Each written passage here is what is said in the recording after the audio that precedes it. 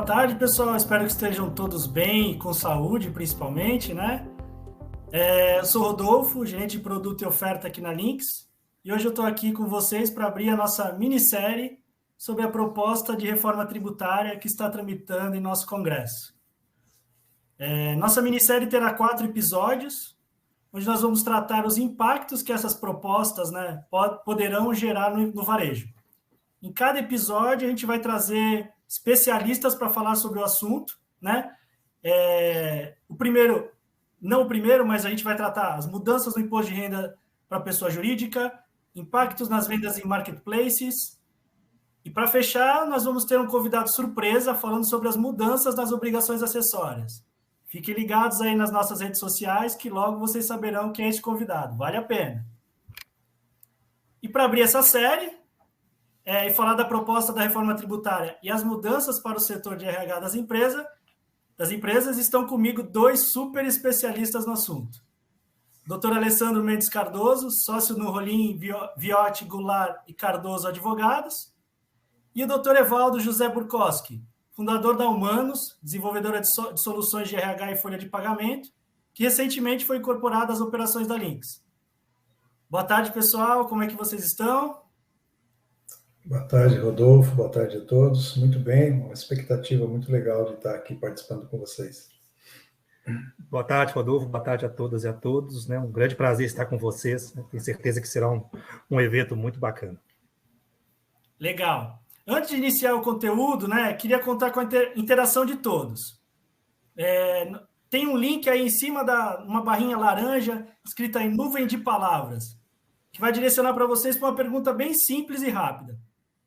Queremos saber, em uma palavra, o que você espera que a reforma tributária traga para os negócios. Clica lá e compartilha suas ideias conosco. No final, a gente vai mostrar essa nuvem de palavras aí. Além disso, temos espaço para perguntas e respostas. Aí no chat vocês podem ir direcionando as suas respostas. Fiquem à vontade para nos enviar suas dúvidas, que no final a gente guardou um espaço para interagir com vocês e responder essas perguntas. E por último, não deixem de avaliar a nossa apresentação, assim a gente consegue evoluir nos conteúdos e sempre trazer, né, algo relevante para vocês. Agora sim, né, vamos ao nosso Papo Links, o nosso bate-papo. Doutor Alessandro, vamos colocar primeiro num contexto, né? Qual a importância de uma reforma tributária? Obrigado, Rodolfo. O contexto da reforma tributária está diretamente ligado ao contexto da qualidade do sistema tributário. Né? A qualidade de um sistema tributário de cada país tem impacto direto no seu desenvolvimento econômico, né? Na capacidade de produção de bens e serviços, de competição internacional. No mundo cada vez mais globalizado, o sistema tributário tem impacto direto na qualidade do próprio sistema econômico, da capacidade de geração de riqueza. Então, por isso, né, o nosso sistema tributário já há muitos anos tem sido, né, classificado, tanto por especialistas, né, como também pelos operadores econômicos, como um sistema econômico disfuncional.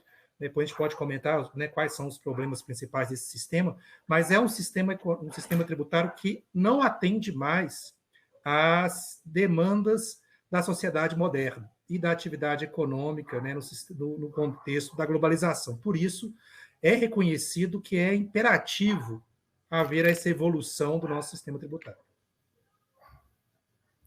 Legal. E por que é tão difícil se aprovar uma reforma tributária no Brasil? A gente vê aí tantas idas e vindas, tantas propostas que vão, que voltam, vem proposta do Executivo, né? Vem proposta do Legislativo. Por que é tão difícil isso no Brasil? Realmente é um desafio. A gente pode dizer que existe um enorme consenso sobre a necessidade da reforma tributária, mas, ao mesmo tempo, existe um enorme dissenso sobre qual reforma tributária. Isso tem várias explicações. Uma das principais é o nosso sistema federativo. Então, o nosso sistema federativo, em que União, Estados e municípios têm competência tributária ativa, é um sistema extremamente complexo, né? Um dos mais complexos do mundo. E aí nós temos interesses diversos dos entes da federação. Quando a gente for comentar o estágio atual, eu vou explicar isso melhor, como está, né, esse plano analisando. E também a dificuldade de ter uma reforma tributária, uma proposta de reforma tributária que atenda os interesses dos vários setores. Então, muitas vezes, os interesses ou as propostas do setor industrial não são na mesma linha do setor de serviço ou do mercado financeiro. Né? Nós temos aí, por exemplo, a proposta da contribuição sobre bens e serviços, que deixa isso bem claro, como uma determinada mudança no sistema pode impactar de forma muito diferente os diversos setores. Então, isso faz sobre o Congresso Nacional uma enorme pressão, porque ela sofre pressão de cada um desses entes, né, União, estados e municípios, e também os setores organizados. Então, a CNI, a FEBRABAN, a Confederação Nacional dos Serviços, né, a OAB, as entidades de vários setores, elas todas estão trabalhando, né, legitimamente no Congresso Nacional em prol daquilo que eles entendem que é mais benéfico aos seus interesses. Mas conjugar essa diversidade de interesses num consenso para gerar uma proposta é algo extremamente difícil. Por isso há mais de 20 anos se fala de reforma tributária, várias mudanças foram feitas nos últimos anos, emendas à Constituição, alterações do sistema, mas uma alteração, como se pretende agora, mais disruptiva, que efetivamente refunde o nosso sistema tributário, ela é bastante complexa em sentido de ter um consenso. Aí é que tá, né? A gente ouve tantas coisas, né? Eu ouvi aí bastante da PEC 45, a PEC 110 de 2019, que está sendo proposto nessas PECs aí, doutor? Só para contextualizar, né? PEC, proposta de emenda constitucional, né? Exatamente. Aí, Rodolfo, é importante também para... Muitas vezes a gente lê as notícias na imprensa, os debates, muitas vezes são de alto nível, mas em alguns momentos eles simplificam ou eles não trazem todo o contexto técnico ou o contexto jurídico, né? Então, só para explicar... bem pasteurizado, né? Exatamente. Para simplificar o entendimento, é normal. Mas normal, isso, muitas vezes, não aprofunda, né, o conhecimento. Por que são emendas à Constituição? O nosso sistema tributário tem uma característica única, se comparado com outros sistemas constitucionais da Europa, dos Estados Unidos. É um sistema que a maioria das regras, ou as regras mais importantes, estão na Constituição.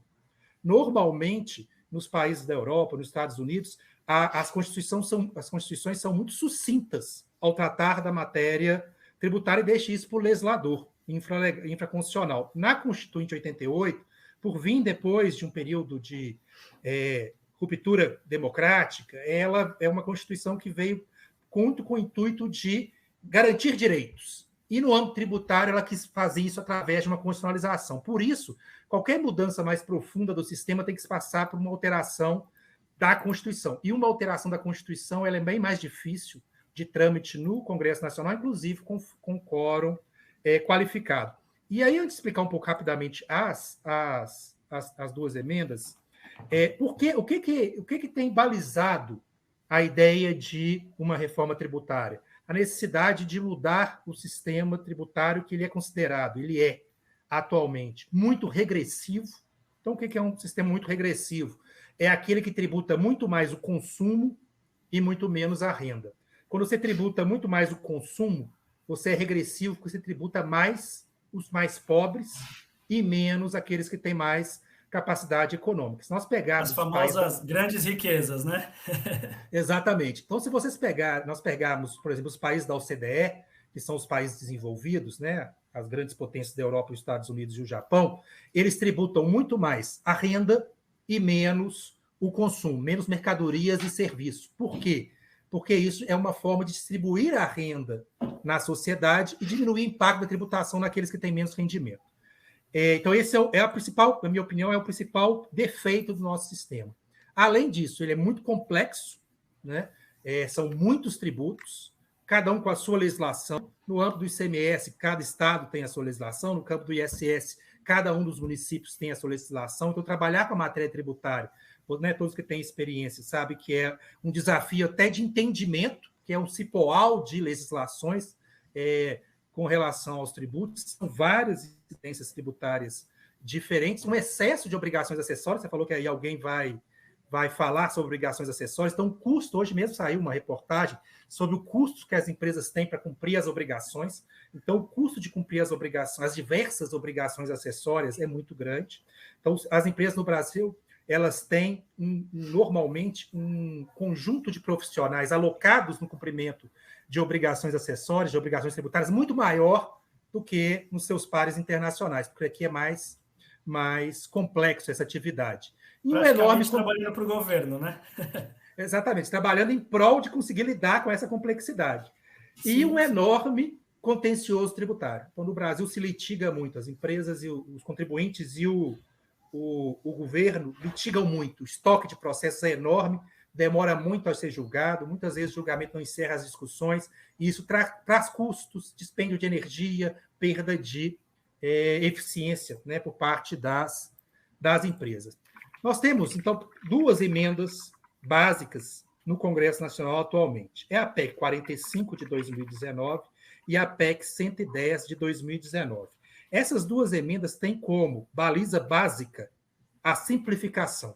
E essa simplificação via unificação de incidências, ou concentração de tributos em um tributo só. E aí trabalha-se com a ideia do chamado IBS, né, e da chamada CBS. Semana passada, inclusive, apresentou o relatório no Congresso da PEC 110, que é a PEC que tem mais, que não indica que é a que vai caminhar mais rápido ou a que vai caminhar efetivamente, e lá está se propondo o que a gente chama de IVA dual. O que é o IVA dual? São 2 bases de incidência sobre os tributos, sobre o consumo. Então, a gente vai ter um IBS, um Imposto sobre Bens e Serviços, que vai unificar o ICMS e o ISS, o ICMS dos estados e o ISS dos municípios, e nós vamos ter a contribuição sobre bens e serviços, que vai unificar no mesmo tributo o PIS, COFINS e a COFINS, e PIS, COFINS importação. Então, nós vamos ter, aí a ideia é simplificar, substituir esses tributos e unificar num tributo só, de âmbito nacional, de legislação nacional, porque aí nós vamos ter só uma legislação, só um ente tributante, com a arrecadação sendo distribuída entre os beneficiários, né, os estados e municípios. E também, junto com isso, os impostos seletivos, que seriam impostos sobre os bens de luxo ou bens considerados supérfluos, bebidas, cigarro, né, seria o chamado imposto seletivo, com a possibilidade de regimes diferenciados. Alguns setores necessitariam de um regime diferenciado menos gravoso. Agronegócio, cesta básica, medicamentos estariam num regimes com alíquotas menores para não onerar tanto os produtos, né, desses setores. E paralelamente seria uma substituição aí do IPI, né? Na verdade, aí tem uma diferença, né? As propostas originais, né, da PEC 45 e da PEC 110, elas eram mais amplas. Tá? A extinção no âmbito da PEC 45 era de 9 tributos e no âmbito da PEC 110 de 11 tributos. O que tudo está caminhando no Congresso para não ter essa abrangência toda. O relatório substitutivo da semana passada, por exemplo, concentrou só no IVA dual. Ou seja, vai substituir o ICMS, o ISS, o PIS/COFINS e o PIS/COFINS importação. Então, inclusive, isso é motivo de críticas. Várias críticas estão sendo apresentadas nesse relatório por ele ser menos amplo. Ele tira, né, dessa simplificação o IPI, o IOF, né,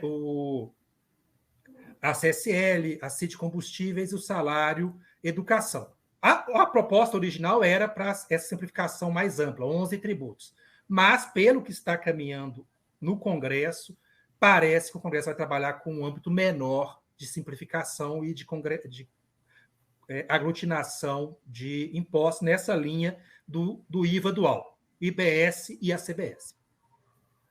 Bacana. Mas não é o que a gente esperava, né, num âmbito geral, mas já é uma evolução, né? Do jeito que o senhor colocou ali no começo, né, doutor, que é um sistema muito retrógrado ainda, né, atrasado, a gente já dá uma evoluída. E tem outras... Não, pode falar, perdão. Exatamente, no sentido de que, pelo menos, você simplificar a tributação do consumo, ou seja, há uma legislação única para ICMS e ISS, por exemplo, no IBS já é um ganho de simplificação enorme. E também a ideia é retirar vários pontos cegos. Nós temos hoje em dia alguns pontos cegos na tributação. Algumas atividades que, por entendimentos judiciais ou pelas características, principalmente da economia digitalizada, geram dificuldades ou controvérsias em qual a tributação. O IBS vem para simplificar e abranger a tributação, para pegar todos os tipos de atividades econômicas com bens e serviços, materiais ou imateriais. Então, também tem uma ideia aí também de maior igualdade na tributação. Eu sempre fui da opinião de que era muito difícil passar propostas extremamente radicais, ou seja, extremamente disruptivas. Alterar o sistema de uma profundidade, mexendo em todos os tributos praticamente, como era a ideia original, cada vez se torna mais complexa a implementação. Então, acho que o Congresso está caminhando para uma reforma parcial, que pode ser um avanço, que seria aquilo que é possível passar no Congresso no momento atual. Já é um caminho andado, né? Não pode descartar tudo, não.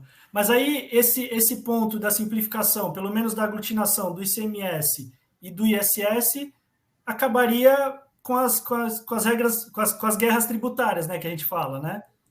Exatamente. Isso, inclusive, Rodolfo, é um dos pontos que dificulta essa reforma. Por quê? Os estados e os municípios, eles são muito reticentes, refratários a perder o poder político que a tributação envolve. Um dos maiores poderes políticos que os governantes têm no mundo, não é só no Brasil, mas no Brasil isso é muito forte, um dos maiores poderes da gestão governamental é na atividade tributária. Instituir isenções, instituir regimes especiais, criar diferenciações de base de cálculo, isso tudo tem um ganho político e uma ferramenta de manejo, né, na administração pública. A partir do momento que você concentra isso e tira essa margem de atuação dos governadores e dos prefeitos, eles efetivamente perdem poder político. E isso eles são bastante refratários. Só que tem o outro lado, o poder político, quando mal utilizado, ou utilizado de forma irracional, leva a um contexto, por exemplo, da guerra fiscal, né? Que o ICMS, nas últimas décadas, foi numa guerra fiscal frenética, com benefícios e mais benefícios, muitas vezes desmotivados, ou que não geraram o efeito que se pretendia, e que aí tem um baque na arrecadação. E aí nós temos essas crises de vários estados, inclusive crises para pagamento de salário, pagamento da Previdência Pública, Estado de Minas Gerais, Estado do Rio de Janeiro, que são os mais notórios.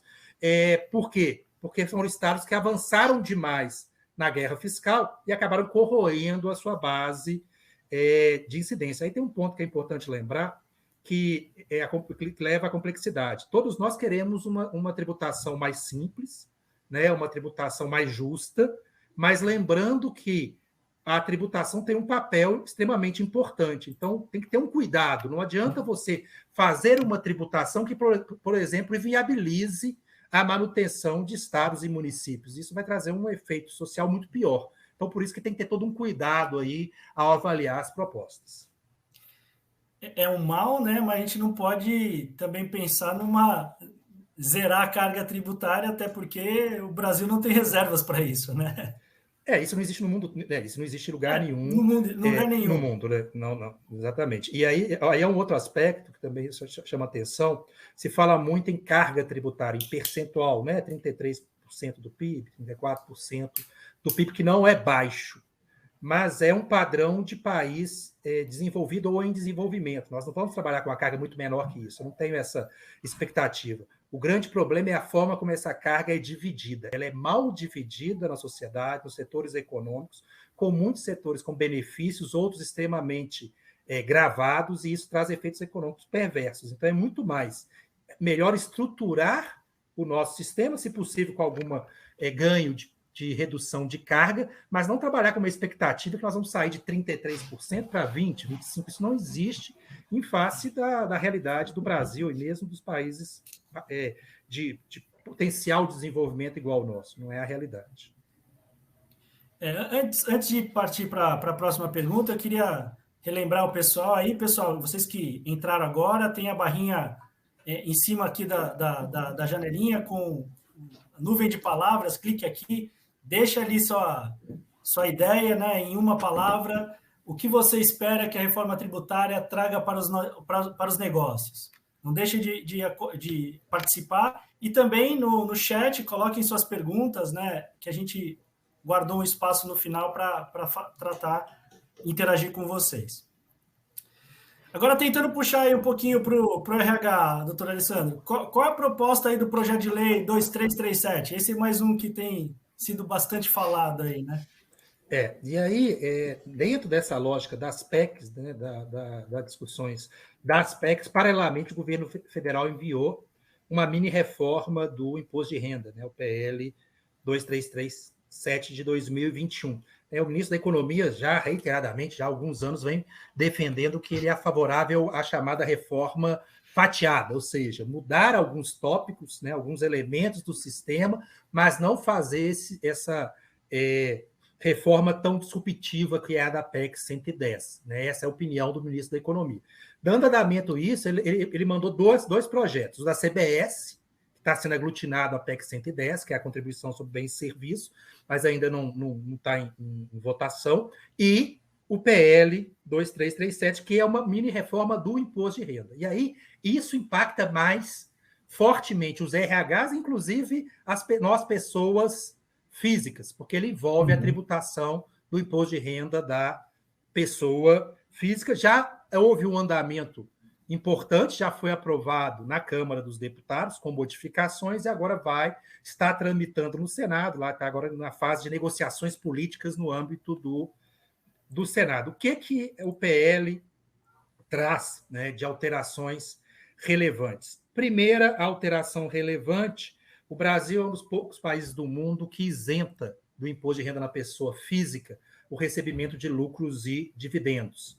E o Brasil isenta isso desde 95. Também não é uma isenção que sempre existiu no Brasil. Já existe há muito tempo, vem ali no bojo do Plano Real, mas o Brasil é um dos poucos países, nenhum país da OCDE, por exemplo, país desenvolvido, tem essa isenção. Tem sistemas diferentes de fazer a tributação na PJ e na PF, mas todos tributam lucros e dividendos. Então, a primeira proposta é tributar os lucros e dividendos com a tributação no IR-fonte definitiva.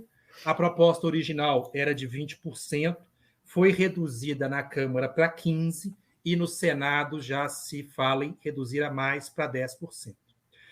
Eu acho, pessoalmente, que isso é um dos motivos, inclusive, do nosso sistema regressivo. Tá? Temos que discutir a sistemática de tributação, né, na pessoa física do lucro e dividendo, a alíquota, mas não tributar lucro e dividendo, eu pessoalmente não sou a favor. Ao mesmo tempo, se tem uma redução do IRPJ, ou seja, ao mesmo tempo que tributa, né, a ponta do acionista, a ponta do sócio que recebe o lucro e dividendo, em contrapartida, o projeto reduz a alíquota do IRPJ. Então, na alíquota do IRPJ básica, que hoje é 15%, o projeto aprovado na Câmara reduz a 8%, mantém o adicional de 10%. Então, nós saímos de uma alíquota conjugada de IRPJ de 25% para 18%, ou seja, ao mesmo tempo que vai ter essa tributação na ponta de quem recebe o lucro, vai reduzir a tributação do IRPJ. Isso é uma tendência mundial, que se acelerou quando o governo Trump reduziu fortemente a alíquota do imposto de renda corporativo nos Estados Unidos. A partir disso, essa competição internacional tributária, que é muito forte, os Estados Unidos trouxe um outro patamar. Quando ele reduz a alíquota do imposto de renda da PJ, os outros países do mundo que têm alíquotas mais altas se tornam menos competitivos. Então, por isso é indicado essa redução do IRPJ. E no âmbito da pessoa física, tem aí a mudança. Tem outras minúcias no projeto, tá? Extingue a figura do juros sobre capital próprio, a sua dedutibilidade, mas são questões mais da apuração da pessoa jurídica. No âmbito da pessoa física e dos RHs, o mais importante é a alteração da tabela do imposto de renda pessoa física, que está há muitos anos sem se alterar, uma discussão até de legalidade, porque você começa a ter uma quebra de capacidade contributiva.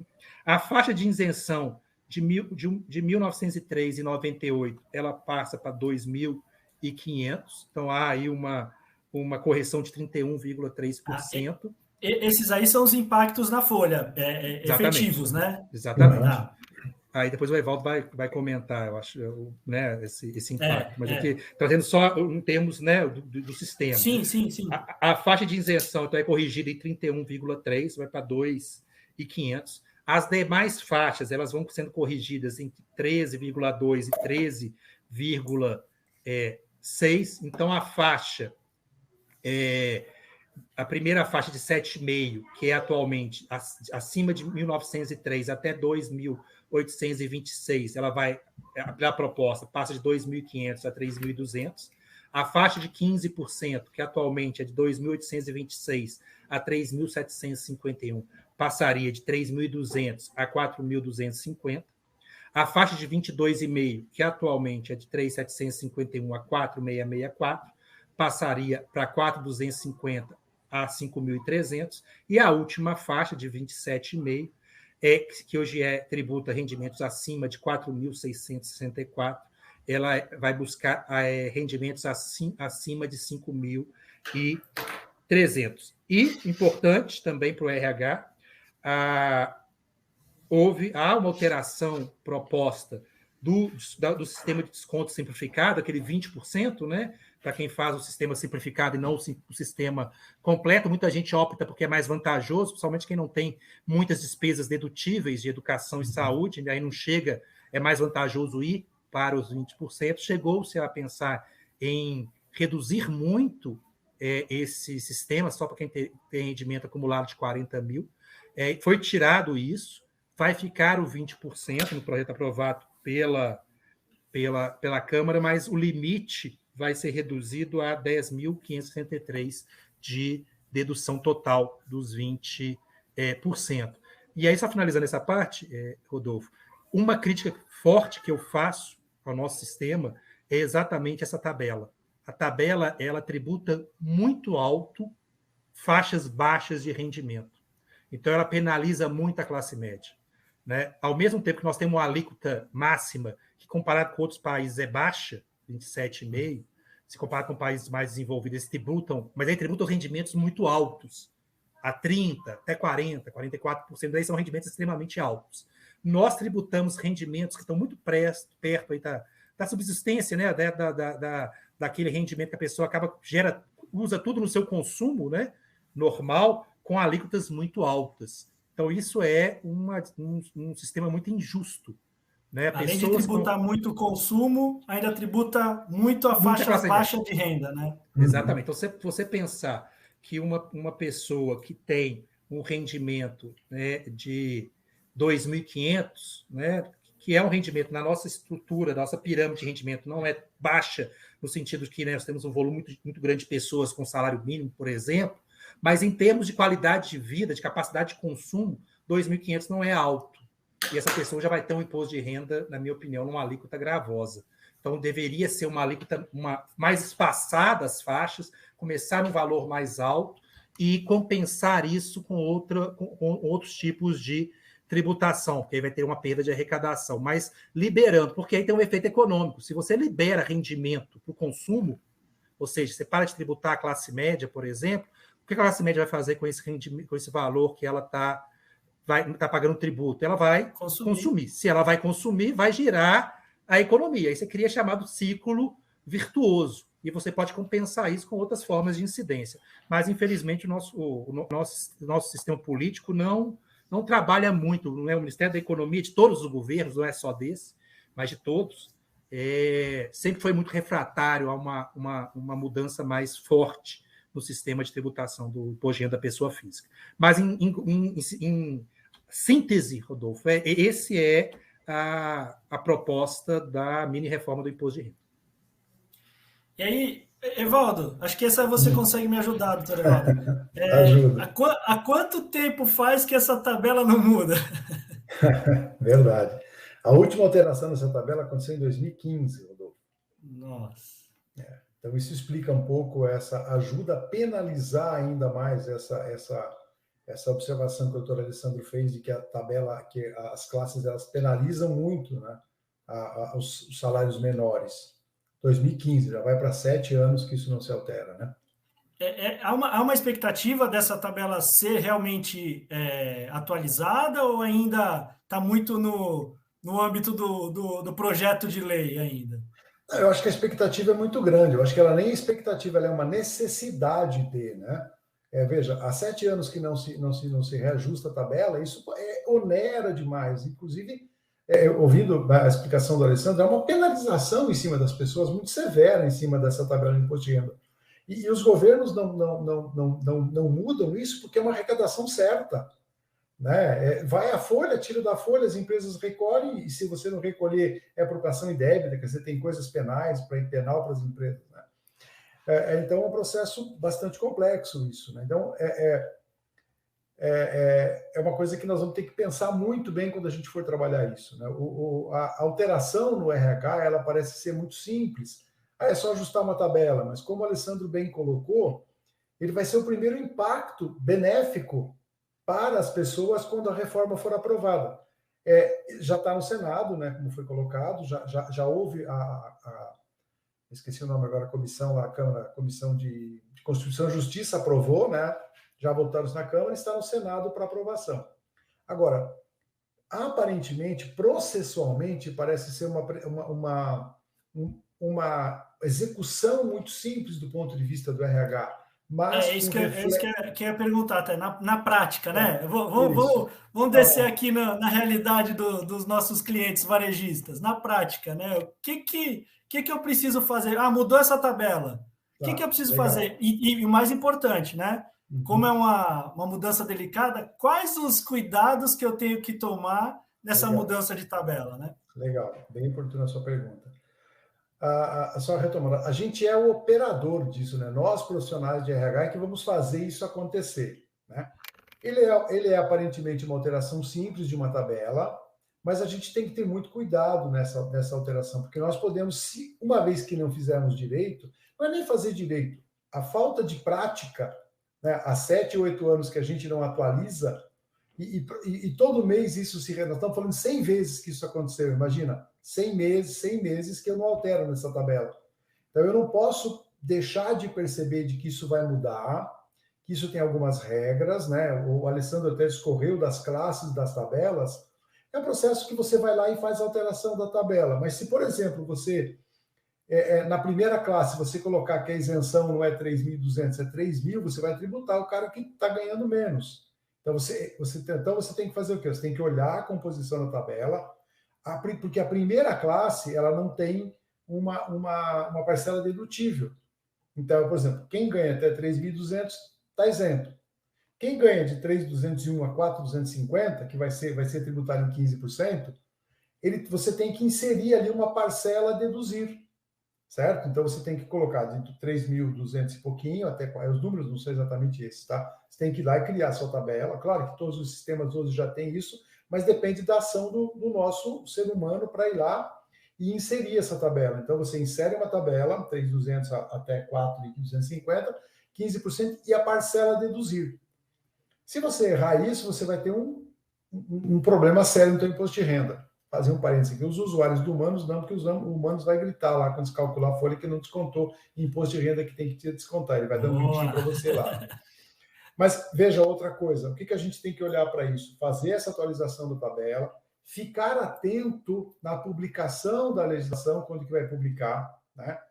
Então, tem a questão de prazos legais, exercício fiscal, que depois, oportunamente, a gente vai abordar isso, né? Quando que ela começa a ter vigência nisso, como é que eu vou fazer isso, né? Lembrar que imposto de renda é caixa, fundo de garantia e previdência é competência. Então, digamos, vou exemplificar aqui, não vai começar assim, o Alessandro depois pode me corrigir, mas digamos que a tabela ela começa a valer a partir de 1º de fevereiro. Mas o salário de janeiro que você vai pagar dia 5 de fevereiro, por ser conceito de caixa, ele já se aplica na nova tabela. Então, você precisa ficar ligado com isso. Então, olhar para a questão conceitual, né? Competência, caixa, quando que vai ter a vigência, quando que inicia a vigência, checar, validar e revisar essa tabela. Porque, repito, nós que vamos operacionar, nós vamos ser o primeiro a chegar à pessoa com benefício. Vai corrigir 13%, 30%, mas é o dinheiro que vai ficar no bolso dele quando você calcular a folha dele. Então, o primeiro dinheiro da reforma tributária que vai chegar efetivamente no bolso do cara é a correção da tabela do imposto de renda. A correção, a redução ali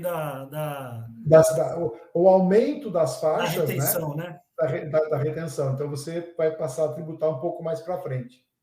Então, seriam esses os cuidados. Questão mesmo de cuidado, tá? Esse é um ponto importante, acho que o doutor Alessandro pode nos ajudar com esse ponto, essa questão de caixa, né? De fato gerador, né? Qual que é o cuidado que o pessoal tem que ter aí, doutor? Isso é importante. Só antes de falar, só um comentário que mostra a repercussão disso, que mostra a importância disso, da tributação para a geração de receita, para liberar receita para a economia. O estudo do Ministério da Economia, ele mostra que com a faixa de isenção em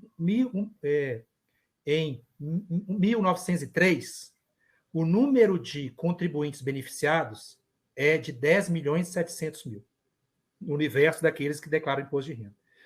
Quando você corrige a faixa para 2.500, esse número passa de 10.700.000 para 16.300.000.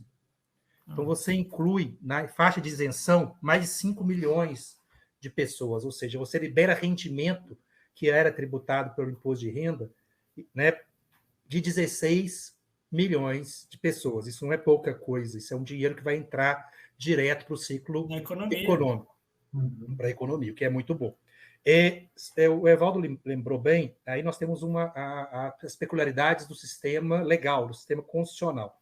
Qualquer alteração do imposto de renda, ele está vinculado ao chamado anterioridade de exercício, ou seja, aprovada a mudança em 2021, essa mudança só vai produzir efeitos para fatos geradores ocorridos em 2022, ok? E aí o fato gerador, aí nós temos aquela discussão, daquela questão do fato gerador competência e caixa, né? Caixa. Exatamente. No imposto de renda pessoa física, a incidência é sobre o caixa. Isso é forma de incidência, ou seja, só incide sobre aquilo que recebe.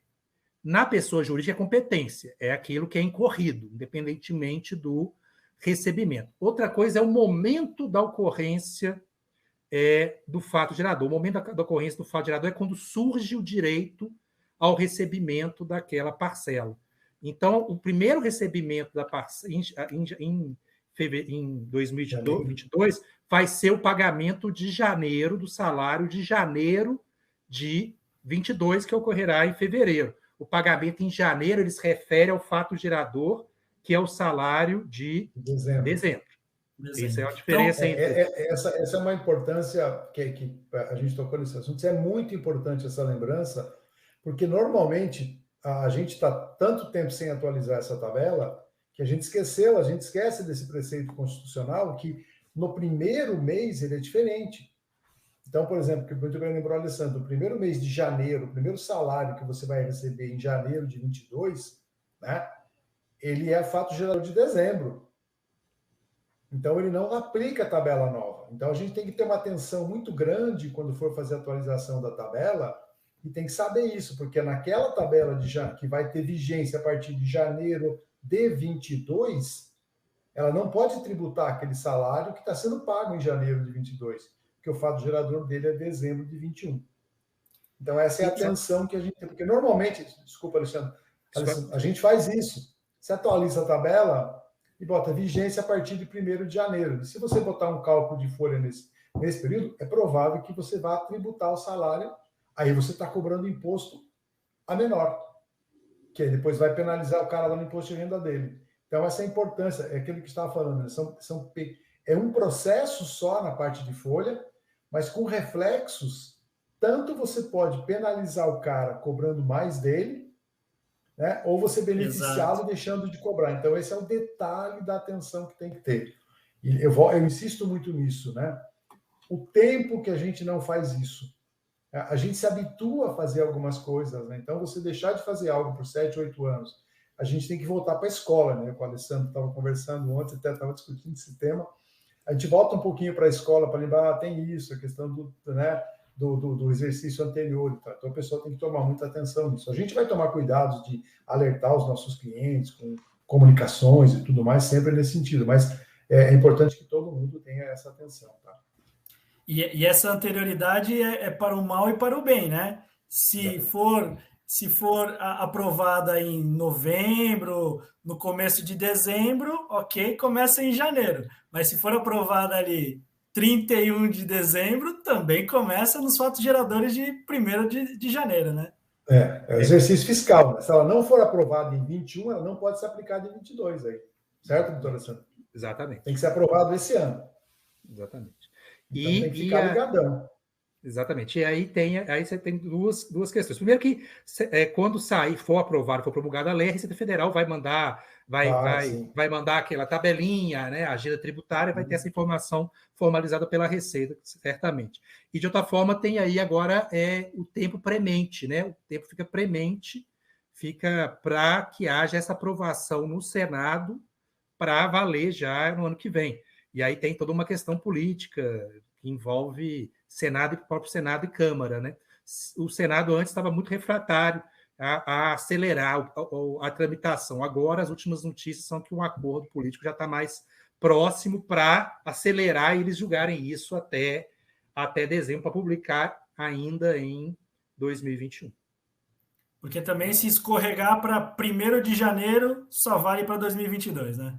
Aí perde-se 12 meses aí que como vocês comentaram, né, de dinheiro que podia injetar na economia, perde-se 12 meses. Nós temos mais novamente 6 milhões de pessoas sendo tributadas desnecessariamente, né? Que são os 10 milhões isentos de hoje, passariam a 16, a gente vai continuar tributando 6 milhões de pessoas excessivamente, de forma exatamente. pesadíssima.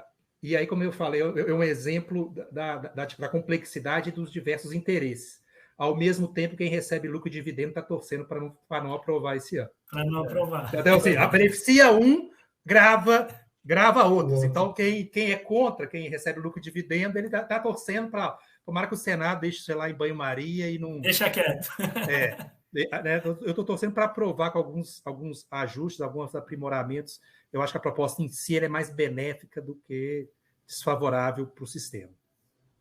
O pessoal estava me falando aqui, o pessoal que está participando, o link que estava ali na nuvem de palavras estava errado, então quem tentou ali pelo clique aqui e não conseguiu, pode tentar novamente, que já foi corrigido, tá?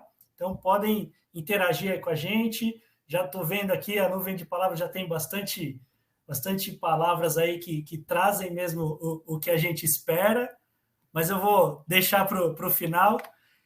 Queria trazer mais um assunto que eu ouvi também, doutor Alessandro.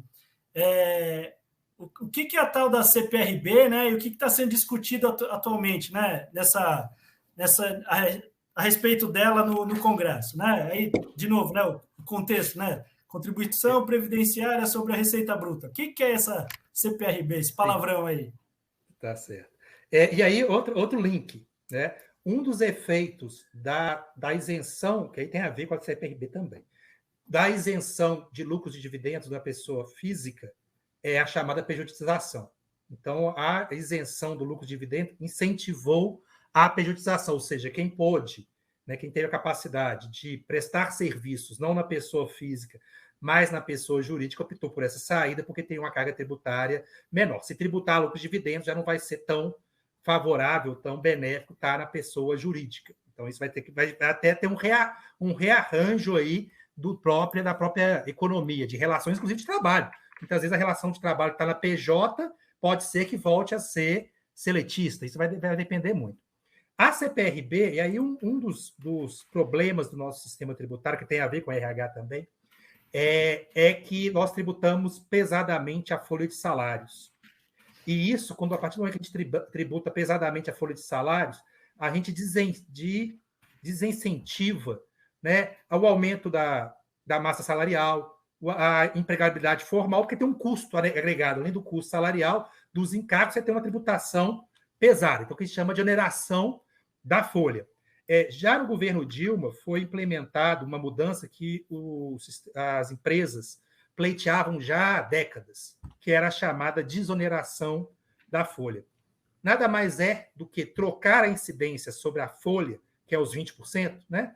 Contribuição patronal, por uma contribuição sobre a receita bruta.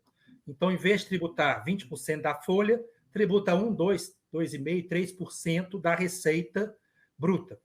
Para a maioria das empresas, somente aquelas de mão de obra intensiva, é mais barato tributar esse percentual da receita bruta do que tributar 20% da folha. Por isso que é chamada de desoneração da folha. Esse tributo é a contribuição previdenciária sobre receita bruta. Ela foi instituída de uma forma que eu entendo um pouco errática, porque ela, em vez de ser uma opção para todos os contribuintes, ela elegeu setores econômicos. Setores econômicos que o governo entendeu que eram de grande empregabilidade. Construção civil, telemarketing, transporte público, transporte rodoviário, né, jornalismo. Então, vários setores foram incluídos na possibilidade da CPRB. Inclusive, começou aí uma briga, quero entrar, quero sair, teve aí houve várias mudanças sobre a CPRB, inclusive ela se tornou, depois de um tempo, opcional. A empresa poderia optar no começo, pode optar no começo de cada ano, se ela fica na folha ou fica na CPRB, a depender do cálculo que ela faz, do que lhe é mais vantajoso. Só que a CPRB, ela reduz a arrecadação do governo, né? E o governo, então, já, né, nos últimos anos, vem tentando por fim a CPRB. Tentou uma vez, o Congresso prorrogou. E a última data de corte da CPRB é agora, 31 de dezembro de 2021. Então, pelo que está na lei, né, a 12.546, a CPRB acaba em 31 de dezembro, e aquelas empresas que são beneficiadas pela CPRB voltam a ter o custo todo da tributação da folha. Só que tramita no Congresso, né, em regime até de urgência, um projeto de lei para prorrogar a CPRB até dezembro de 2026. Tá? Esse projeto ele foi aprovado na Comissão de Finanças da Câmara, foi enviado para a Comissão da Constituição e Justiça para análise conclusiva. O que é isso? Se a Comissão de Constituição e Justiça aprovar, na Câmara está resolvido, vai para o Senado. O Senado aprovar, vai para o presidente sancionar ou vetar. Então, também está correndo, né, no Congresso, correndo nos dois sentidos, tramitando e correndo acelerado, esse projeto visando prorrogar a CPRB para esses 17 setores da atividade econômica, para a CPRB ficar até 2026. O ministro da Economia já se manifestou que ele pretende, se isso for aprovado, ampliar, então, a CPRB ir para mais setores, não só esses 17. Isso é importante porque traz até para a empresa uma certa segurança. Então, a empresa que está nesses 17 setores, atualmente, ela faz conta. Tá, então a CPRB acaba em 31 de dezembro. Qual que é meu custo? Porque eu vou ter um custo agora de folha. Né? Então, vai aumentar custo, aumenta preço, aumenta margem, aumenta muita coisa. Né? Muda muita coisa. E agora tem a expectativa dele poder continuar na CPRB até 31 de dezembro de 2026. Ou seja, dá uma prorrogação extensa do extensa, benefício. Né? Exatamente.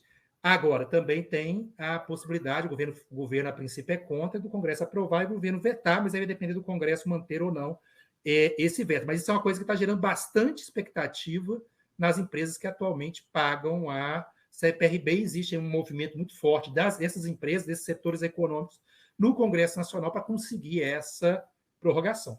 E aí muda a parametrização, né? Porque aí o Ronaldo pode comentar, ter ou não CPRB é uma parametrização. Né? É o que eu ia colocar agora. Né? A ação do RH é decorrente da opção da empresa, né? Então, lá no final de um exercício, no início do outro, a empresa tem que fazer uma opção e o cara do RH, o profissional do RH, precisa, então, parametrizar o seu sistema. No caso do nosso, ele vai fazer uma opção sim ou não, né? Fazer essa parametrização, e o que ele tem que lembrar é que ele não pode mudar no meio do caminho, né? Então, ele tem que fazer aquilo e ficar até o final do exercício que ele fez da opção. Mas de novo, na mesma batida que nós falamos do imposto de renda. É um clique, mas é um clique de muita responsabilidade, porque os reflexos são bastante pesados aí, né? Nesse caso, principalmente, se você mudar no meio do caminho por um erro intencional, enfim, ou sem intenção, os processos, só para o fato de você ter que retificar todo esse negócio, é uma trabalheira monstruosa, né? Então, é bom o pessoal ficar atento também a isso, porque se acabar a desoneração para todo mundo, aí volta todo mundo na velha e boa CLT antiga, né? Ou ficar atento no setor que você está. Se você está no setor de mão de obra intensiva, construção civil, big retail, né? Redes de combustíveis, enfim, todos os nossos clientes. Se eu estou naquele setor ou não? Se eu estou, como é que eu vou proceder? Como é que eu vou agir? Se eu não estou, como é que eu vou agir? Tem que ficar atento nisso também. Esse é um ponto importante, né? Parece simples, é só um sim ou não ali, né, no cálculo, na parametrização, mas o que precede isso, né, fazer todos os cálculos para comparar os Sim, dois, tem que fazer estudo, né? esse estudo é bem complexo, né? Não é simplesmente clicar lá uma flag, marcar e desmarcar, Não, e não. toda a responsabilidade que vai ter dali em diante, né? Para o resultado da empresa, para a margem que o doutor Alessandro comentou. Exatamente. Bacana. Olha, eu me esgotei minhas perguntas, não sei se vocês querem fazer algum comentário. Eu procurei aqui no Perguntas e Respostas, acho que tá tão esclarecedor que o pessoal só ouviu desde o começo que vocês começaram a responder, pararam o chat ficou caladinho, todo mundo aqui só ouvindo, e o público se manteve, isso que foi bacana. Não sei se vocês querem fazer algum comentário para finalizar. É só um comentário, até para quem, né, eu sei que a maioria aqui é varejo, mas quem está no setor de serviço, aí, além de estar no setor de serviço, né, a CBS tem que acompanhar com atenção, porque, a princípio, a CBS aumenta muito a carga tributária sobre o setor de serviço, porque vai para a alíquota de 12% na CBS, é mais do que a alíquota do PIS e a COFINS atual. Então, é mais um tema de planejamento, né, assim, o Brasil acaba que a insegurança é isso, né? Você tem dificuldade de planejar o seu ano seguinte, né? Nesse contexto, mas acompanhar quem está no serviço, acompanhar de perto também a tramitação da PEC 110, né, junto com o projeto de lei da CBS. A gente tem bastante clientes aí de serviço também, doutor Alessandro. Tem ali a parte de beleza, né, de serviços de proximidade também, que vão ter esse impacto, né? Você falou do varejo, não é tanto, mas tem os serviços também.